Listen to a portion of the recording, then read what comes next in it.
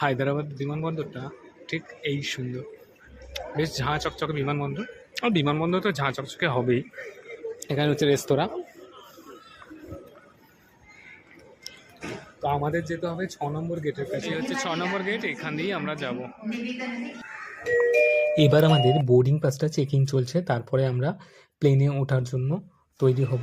এইবার আরেকটা final checking চলছে, এরপরেই আমরা প্লেনে উঠতে পারবো। এই দেখো, এবার এই মুহূর্তে আমরা প্রবেশ করে গিয়েছি প্লেনের ভিতরে।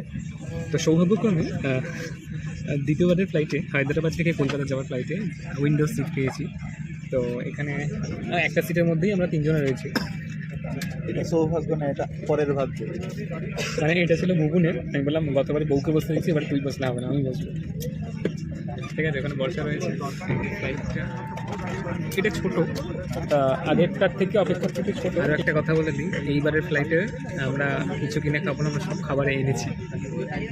বড্ড আমাদের সাথে খুব টাকা নেওয়া হয়েছিল না। ইন্ডিগো এইবারের ফ্লাইটটা হচ্ছে IndiGo 6E6369 Hyderabad to Kolkata.